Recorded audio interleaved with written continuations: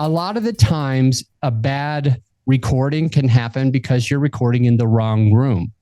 So be thinking about a room with maybe carpet, maybe even treating the walls, a couple of blankets, a bed.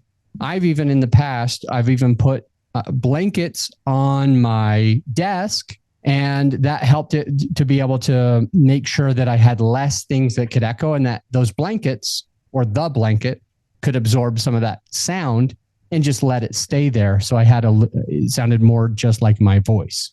Think about tile, linoleum, windows, non-porous walls. These things have the sound echoing off of them a lot easier. So think about the room you're in. The kitchen, probably not the best room. The closet, probably a very good room. Not that you really want to do your podcast in a closet, but you can. And the clothes that are up help allow the only thing that your listener hears is your voice. Number 2 is your mic technique. So how you use the mic is the second to the most important thing you can do, regardless of what mic you use, regardless of what room you're in, regardless of if you're wearing headphones or not, regardless of your energy level or if you're in the zone or if you prepped for your podcast. The number 2 thing that can benefit you to be able to sound better to your listener, to your potential client, hopefully your listener will hire you, is how you use the mic. So I'm going to give you a couple of tips and tricks. Whatever kind of mic you're using, I want you to be as close to that mic as possible. Now, if you are using your headphones, it will help you figure out the mic technique. So if you are doing number 4, it'll also help you with number 2. You want to be about 1 or 2 fingers away from your mic.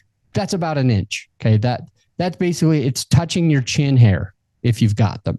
And you're basically talking at it. You don't want to talk directly into the microphone because that creates something called plosives, basically pops. So you don't want to talk directly into that mic. You want to talk barely past that mic, like above the mic. You don't want the mic to be directed exactly at you. You want it to be a little bit on an angle. So as you're setting up your microphone, I use a boom arm. That's probably the best way to do it. If you put a mic on your desk, you're going to get the sounds, the frequencies and the sounds and the tapping of your desk to go basically through the stand and into your mic. So I use a boom arm. It makes it a little bit better.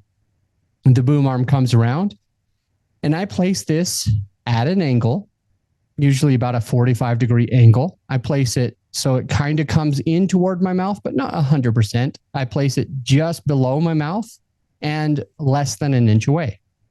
Now, if I did it a different way, I want you to hear what it would sound like. This is this mic, and I'm going to change the technique. Right now, all I've done is it used to be about a half of an inch away from my mouth.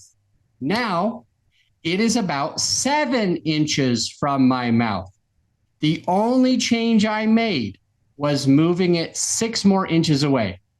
And as I bring it back in and it comes right next to me, it changes so you don't hear the room as much. You can just hear my voice. So as you work on number 2, which is your mic technique, it's going to allow you to be able to sound a lot better. And the scary thing is I've had clients that came to me, I don't want an ugly mic, quote, I don't want an ugly mic in front of my face for the video. And I'm like, it's not really the video that's the most important.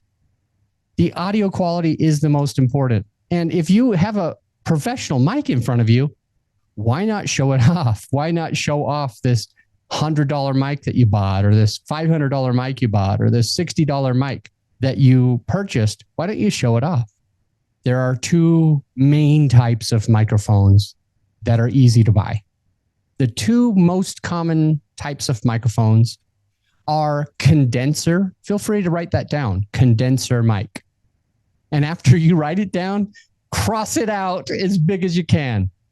Now, there's also a dynamic microphone.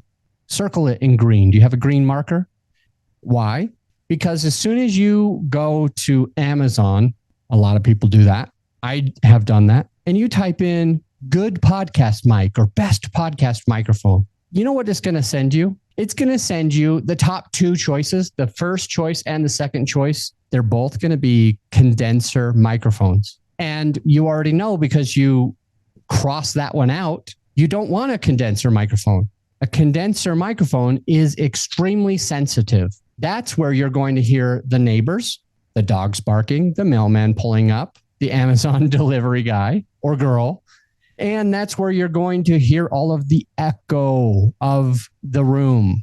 So that it's not going to be a crisp, clean sound if you used a condenser microphone. So don't just look the brand, look up the actual model, make sure that the picture comes up correctly, and find out, does it say that I'm using a condenser or a dynamic?